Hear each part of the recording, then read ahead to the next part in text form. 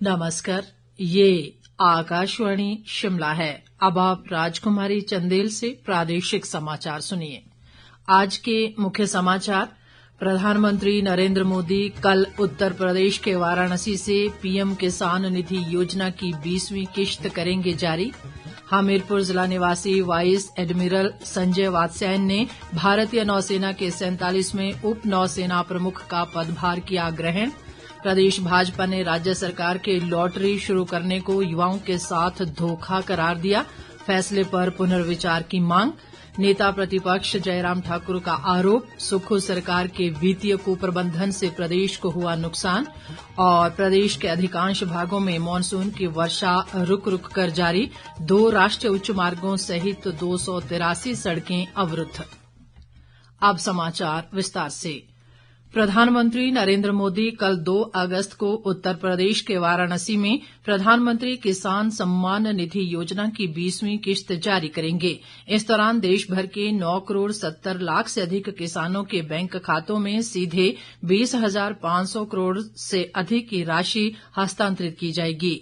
इससे प्रधानमंत्री किसान सम्मान निधि योजना के तहत कुल वितरण 3,90,000 करोड़ रुपए से अधिक हो जाएगा।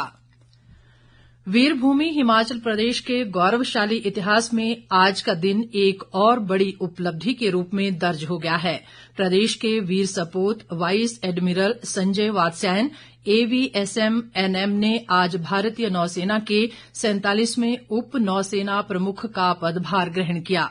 हमीरपुर जिला के हीरानगर निवासी वाइस एडमिरल वात्स्यायन 3 दशकों से अधिक के विशिष्ट सैन्य अनुभव के साथ नौसेना के अनेक प्रमुख कमान, स्टाफ और रणनीतिक पदों पर सेवाएं दे चुके हैं। अपनी असाधारण नेतृत्व क्षमता और सराहनीय सेवा के लिए 2021 में विशिष्ट सेवा पदक से सम्मानित वाइस एडमिरल संजय वात्स्यायन का नेतृत्व और अनुभव भारतीय नौसेना के भविष्य को मजबूती प्रदान करेगा। उनका जीवन देश के युवाओं के लिए प्रेरणा स्रोत है। इस बीच मुख्यमंत्री सुखविंदर सिंह सुक्खू ने उन्हें इस नई जिम्मेदारी के लिए शुभकामनाएं देते हुए कहा कि ये हिमाचल के लिए गर्व का विषय है कि प्रदेश के सपूत राष्ट्र सेवा में नए आयाम स्थापित कर रहे हैं। नेता प्रतिपक्ष जयराम ठाकुर ने भी उन्हें भारतीय नौसेना के 47वें उप नौसेना प्रमुख का पदभार ग्रहण करने पर बधाई दी है। प्रदेश भाजपा ने राज्य सरकार के लॉटरी शुरू करने के फैसले का कड़ा विरोध किया है। प्रदेश भाजपा अध्यक्ष राजीव बिंदल ने सरकार से इस फैसले पर पुनर्विचार करने की मांग की है। शिमला में आज एक पत्रकार वार्ता को संबोधित करते हुए बिंदल ने कहा कि कांग्रेस सरकार ने युवाओं को नौकरी देने का वायदा किया था और अब नौकरी के बजाय उन्हें लॉटरी खरीदने या बेचने में लगा रही है। उन्होंने कहा कि लॉटरी की वजह से कई घर बर्बाद हो गए थे, जिसके चलते इसे बंद किया गया था।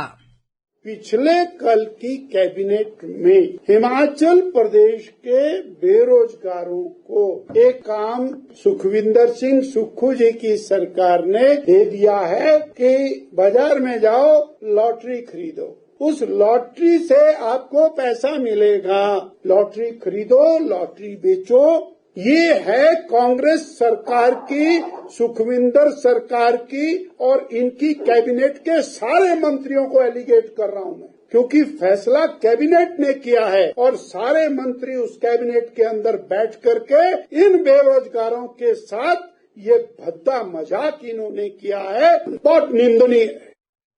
भाजपा अध्यक्ष ने कहा कि प्रदेश सरकार भेदभावपूर्ण रवैया अपना रही है और राजनीतिक प्रतिद्वंदियों पर गलत मुकदमे दर्ज किए जा रहे हैं।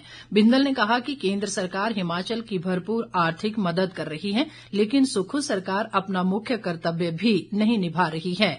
उन्होंने कहा कि भाजपा 6 अगस्त को मंडी में सरकार के खिलाफ विरोध प्रदर्शन करेगी। दूसरी ओर तकनीकी शिक्षा व नगर नियोजन मंत्री राजेश धर्माणी ने लॉटरी शुरू करने के प्रदेश सरकार के फैसले को ऑनलाइन सट्टेबाजी से बचने का जरिया बताया है। शिमला में पत्रकारों से बातचीत में उन्होंने कहा कि इसको लेकर कैबिनेट में चर्चा हुई है। धर्माणी ने कहा कि हिमाचल में बहुत सारे लोग ऑनलाइन सट्टेबाजी में हिस्सा लेते हैं और इसके ऊपर सरकार का कोई कंट्रोल नहीं है।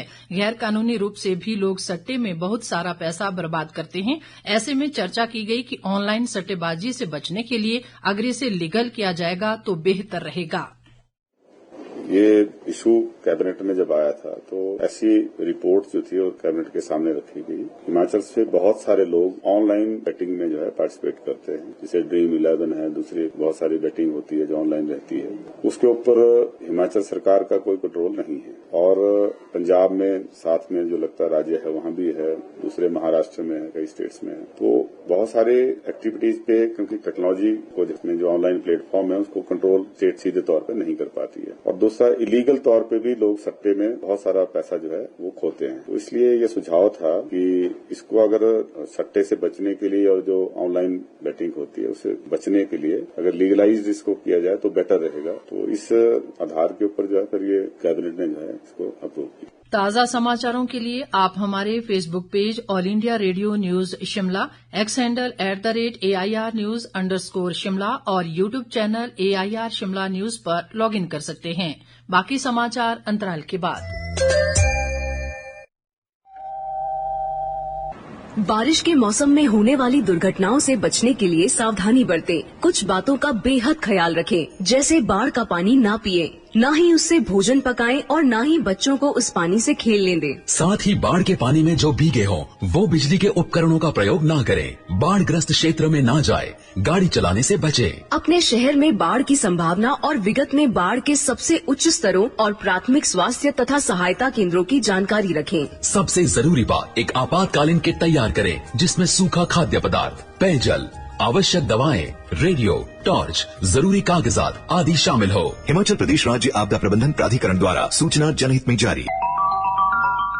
अरे वो देखो, औरत दर्द से तड़प रही है, क्या करे? अरे भाई देखते क्या हो, तुरंत 108 पर फोन लगाओ। राष्ट्रीय एम्बुलेंस सेवा 108 किसी भी आपातकालीन स्थिति में जैसे कि बीमारी, दुर्घटना, अगजनी व पुलिस सहायता के लिए आप टोल फ्री नंबर 108 पर डायल करें। यह सेवा निःशुल्क है और अभी तक लाखों लोग इस सेवा का लाभ उठा चुके हैं, जिसमें गर्भवती महिलाएं भी शामिल हैं। राष्ट्रीय स्वास्थ्य मिशन हिमाचल प्रदेश द्वारा जनहित में जारी।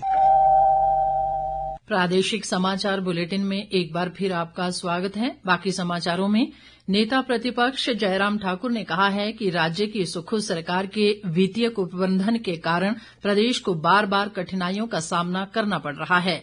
शिमला से जारी एक बयान में उन्होंने कहा कि व्यवस्था परिवर्तन की सरकार प्रदेश को चौतरफा नुकसान पहुंचा रही है।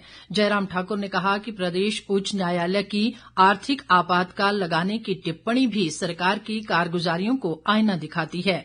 उन्होंने कहा कि सरकार आए दिन अपनी कारगुजारियों की वजह से प्रदेश की किरकिरी करवा रही है। नेता प्रतिपक्ष ने कहा कि केंद्र सरकार द्वारा आपदा प्रभावितों को भरपूर मदद दी जा रही है, लेकिन सुक्खू सरकार केंद्र द्वारा भेजी गई आपदा राहत राशि को भी प्रभावितों तक भेजने में नाकाम रही है। प्रदेश के अधिकांश क्षेत्रों में आज मानसून की वर्षा का क्रम रुक रुक कर जारी रहा। प्रदेश में भारी वर्षा व भूस्खलन से 2 राष्ट्रीय उच्च मार्गों सहित 283 सड़कें यातायात के लिए अवरुद्ध हैं, जबकि 314 बिजली के ट्रांसफार्मर और 221 पेयजल योजनाएं भी ठप हैं। जनजातीय जिला लाहौल स्पीति के जिस्पा में बीआरओ कैंप के पास बादल फटने से मनाली लेह राष्ट्रीय राजमार्ग और मंडी कुल्लू राष्ट्रीय उच्च मार्ग पंडोह से आगे बनाला के पास भूस्खलन के कारण बंद हो गया है। शिवाबदार गांव को जोड़ने वाला एकमात्र संपर्क मार्ग भी टूट चुका है। क्षेत्र में लगातार हो रही बारिश के कारण पूरी पहाड़ी के खिसकने का खतरा बना हुआ है। उधर कुल्लू जिला में भारी बारिश के चलते मनाली से अटल टनल होते हुए लाहौल जाने वाली सड़क भी बंद कर दी गई है। मनाली से लाहौल की ओर जाने वाले बड़े वाहनों को रोहतांग दर्रा होकर भेजा जा रहा है। इस बीच मौसम विज्ञान केंद्र शिमला ने आगामी 5 अगस्त तक प्रदेश के कई जिलों में भारी बारिश का येलो अलर्ट जारी किया है। प्रदेश के सबसे बड़े अस्पताल इंदिरा गांधी मेडिकल कॉलेज शिमला में अब मरीजों और उनके तीमारदारों की मदद के लिए एनएसएस और एनसीसी कैडेट्स सारथी की भूमिका निभाएंगे।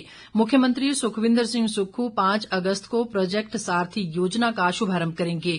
आईजीएमसी के चिकित्सा अधीक्षक डॉक्टर राहुल राय ने बताया कि लोगों की सुविधा के लिए पीजीआई चंडीगढ़ की तर्ज पर ये योजना शुरू की जा रही है। यहाँ पर जो भी दूर दराज से लोग आते हैं, ये बड़े इंस्टीट्यूट्स में आते हैं, नॉट ओनली इन आईजीएमसी, बाकी मेडिकल कॉलेज में भी एक कंपेनियनशिप की लोगों को समझ आए कहाँ जाना है, कहाँ ओपीडी है, कहाँ उनके टेस्ट होने हैं, कहाँ वार्ड है। इस व्यवस्था को और सुचारू रूप से चलाने के लिए माननीय मुख्यमंत्री के आदेश आए कि जो सारथी वॉलंटियर्स हैं इनको एजुकेशन डिपार्टमेंट के थ्रू डिफरेंट हेल्थ इंस्टीट्यूशंस में डिप्लॉय करें। इसमें जो सारथी हैं एजुकेशन डिपार्टमेंट में या कॉलेजेस में एनएसएस के वॉलंटियर हैं और एनसीसी के वॉलंटियर्स हैं। 9:30 से 1:30 बजे तक उनकी सेवाएं ली जाएंगी। फिनिक्स एकेडमी, आर्यवर्त इंस्टीट्यूट और हिंद एजुकेशन के संयुक्त तत्वावधान में आज शिमला के ग्लेन में पौधरोपण किया गया। इस दौरान विभिन्न प्रजातियों के करीब 100 पौधे रोपित किए गए। इस अवसर पर स्वामी आर्यपुरुष जी महाराज ने कहा कि वृक्षों का संरक्षण करना केवल पर्यावरण की नहीं बल्कि मानवता की भी सेवा है। उन्होंने कहा कि हमें ये सुनिश्चित करना चाहिए कि जो पेड़ हम लगाएं उनका संरक्षण व संवर्धन का कार्य भी जिम्मेदारी से करना चाहिए।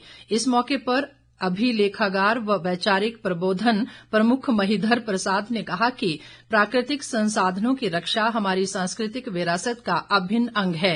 आकाशवाणी केंद्र शिमला के सहायक निदेशक समाचार रितेश कपूर ने प्राकृतिक आपदाओं और जलवायु परिवर्तन की चुनौतियों से निपटने के लिए सामूहिक प्रयासों पर बल दिया। अंत में मुख्य समाचार एक बार फिर। प्रधानमंत्री नरेंद्र मोदी कल उत्तर प्रदेश के वाराणसी से पीएम किसान निधि योजना की 20वीं किश्त करेंगे जारी। हमीरपुर जिला निवासी वाइस एडमिरल संजय वात्स्यायन ने भारतीय नौसेना के 47वें उप नौसेना प्रमुख का पदभार किया ग्रहण। प्रदेश भाजपा ने राज्य सरकार के लॉटरी शुरू करने को युवाओं के साथ धोखा करार दिया, फैसले पर पुनर्विचार करने की मांग। नेता प्रतिपक्ष जयराम ठाकुर का आरोप, सुक्खू सरकार के वित्तीय कुप्रबंधन से प्रदेश को हुआ नुकसान। और प्रदेश के अधिकांश भागों में मानसून की वर्षा रुक रुक कर जारी, 2 राष्ट्रीय उच्च मार्गों सहित 283 सड़कें अवरुद्ध। इसी के साथ ही समाचार बुलेटिन समाप्त हुआ। हमारा अगला बुलेटिन आप सुन सकते हैं कल सुबह 9:20 पर। नमस्कार।